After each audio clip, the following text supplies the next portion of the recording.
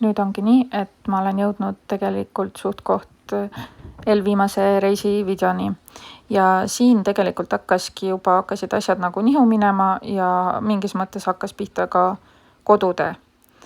Et siin nendel päevadel jäi mul koer haigeks ja see läks aina hullemaks ja hullemaks. Kuniks võib öelda, et ta circa 3 päevaga lihtsalt hääbuski ära, millest on nagu siiamaani on väga kurb. Nüüd on sellest juba omajagu möödas, Tuuker on ära tuvastatud ja varsti saab ka tuhk ära puistatud siin nagu vaja. Aga jah, et ikka igal reisil on niiviisi kuidagi, et nendel suurtel reisidel, et mõtled, et mõtled, et teed kõik eeltööd, et paremini kui eelmine kord. Valmistad ennast ette, valmistad sõiduki ette, valmistad nagu kõik ette ja siis pauk tuleb nagu sealt, kust seda kõige vähem oodata tegelikult oskasid. Et ma olin valmis selleks, et autoga midagi juhtub.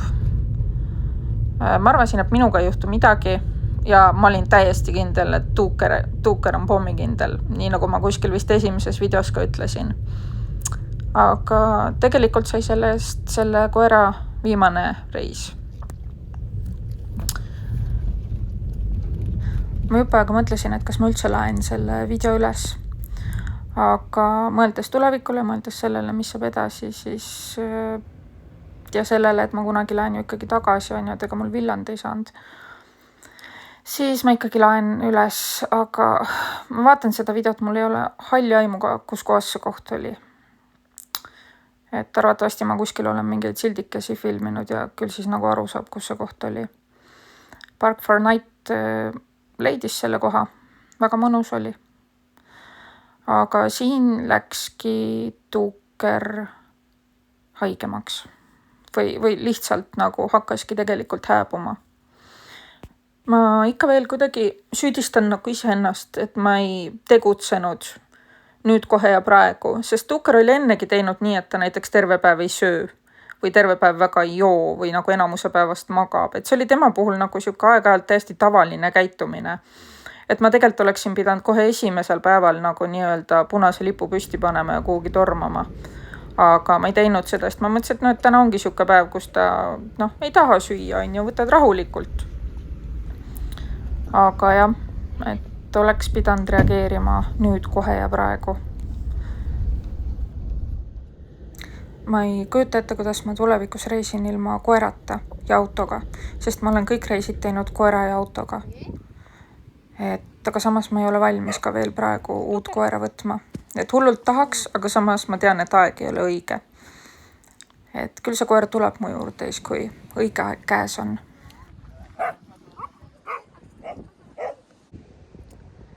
Nüüd ma olen jäänud juba teist päeva ühte randa kinni. See on siuke väike lahesopp ja siin on päris palju vänne ja ka muid autosid. Öösel inimesed ka ööbivad siin. Siuke suht rahvusvaheline seltskond on, aga palju on hispaanlasi endid. Ja mina olen rannas, seal on raamatud. Teile oli siuke hästi tuuline päev, et mitte kuhugi ei andnud nagu minna, aga praegu on juba täitsa minna olla. See oli üks tõeliselt mõnus lahesopp, et siuke pisike rand. Päris palju oli seal autodele ruumi, et seal oli mitu platsi, hea ujumiskoht, mõnus värske kala restoran ja kohe sealt vännide kõrvalt on mäed ja sealt läksid matkarajad, et päeval läks hästi palju inimesi seal niiviisi rändama, et siin ongi näha, kuidas siis minnakse. Osad läksid ka jalgratastega. Mulle meeldis see, et koha peal neid sõidukeid oli omajagu ja oli täitsa seinast seina. Oli matkaautosid, oli ümber ehitatud kaubikuid, oli täiesti tavalisi autosid, kus inimesed ööbisid.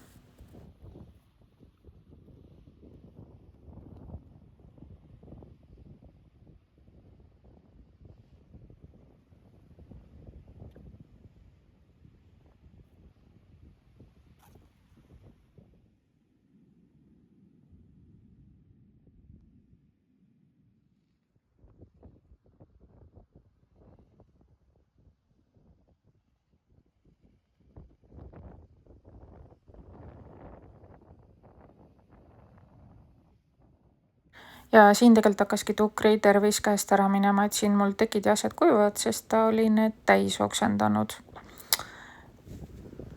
esialgu ma mõtlesin, et see oli sellest, et ta oli minuga koos olnud terve päeva õues, et mina lugesin raamatut ja tema pikutas mul kõrval.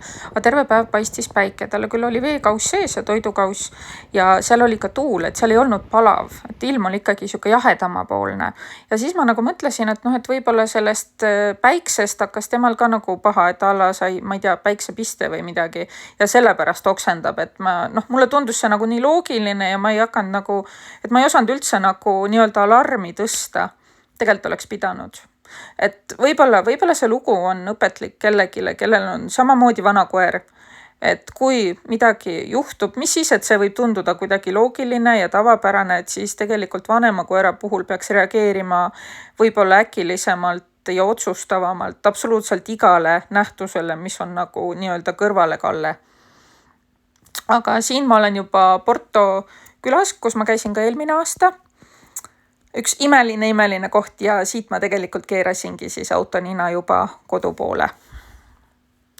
Selline armas lahe sopp, et kui vaatate eelmise aasta videosid, siis seal ma natuke räägin rohkem ja siis toona ma käisin siin ka matkamas, et siin on toredad militaariobjektid kohe läheduses ja mäed. Porto külasse kunagi tehti mingisugused kaevandused ja siis see nagu nii-öelda rikkus tegelikult piirkonna ära, aga samas seal on lummavad vaated tänu nendele kaevandustele, kui sinna küla lahesoppi sõidad. Koht ise on hästi pisike, aga väga-väga imeline.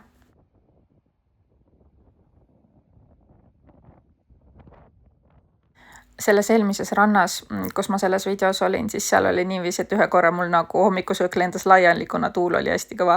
Ja siin oli täpselt samamoodi, et tuul oli hästi kõva ja siis ma toppisin endal kogu võileivakraami lihtsalt nagu potti ja siis ühekaupa kookisin sealt välja süües.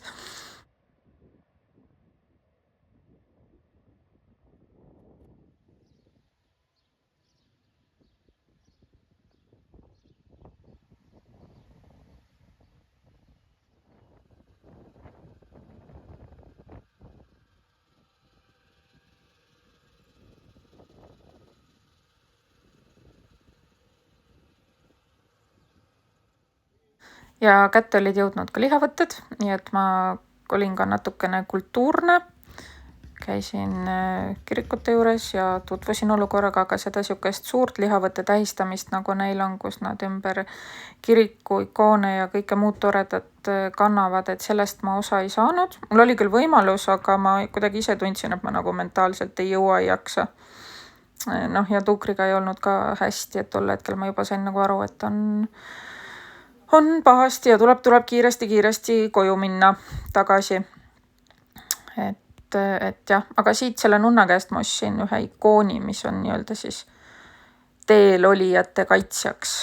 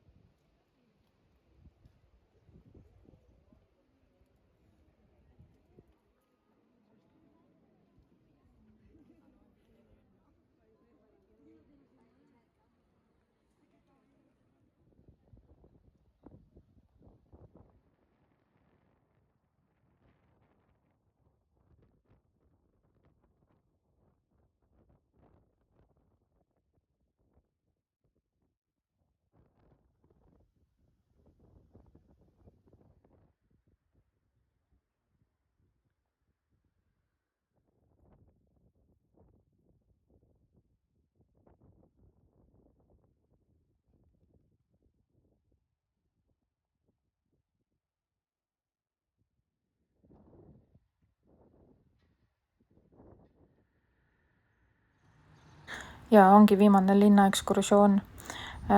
Autole leidsin parkimise Park for Nightabil ja see on siis kesklinnast mingi kas 1,52 kilomeetrit eemal ja selle vahemaa ma siis kõndisin. Tegelikult oleks saanud, kui ma seda vahemaad kõndisin, siis ma sain aru, et oleks saanud tegelikult lähemale ka parkida.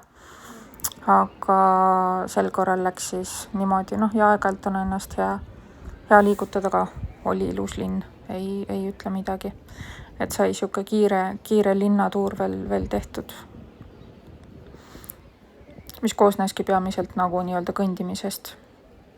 Kuna mu teele jäi see murkja või mursja, ma ei teagi, kuidas seda hääldatakse õieti, linn siis, ja see oli ka seal kuskil nimekirjades, et linn, mida võiks Hispaanias kindlasti külastada, siis ma ikkagi otsustasin, et vaatab üle. Ja siin oli veel niiviisi, et Tuuker veel ikkagi ta natuke jõi, aga ta enam ei söönud. Aga no ma nagu arvasin ikka veel, et küllap veab välja või on sihuke ajutine nähtus. Aga no vot, läks teisiti.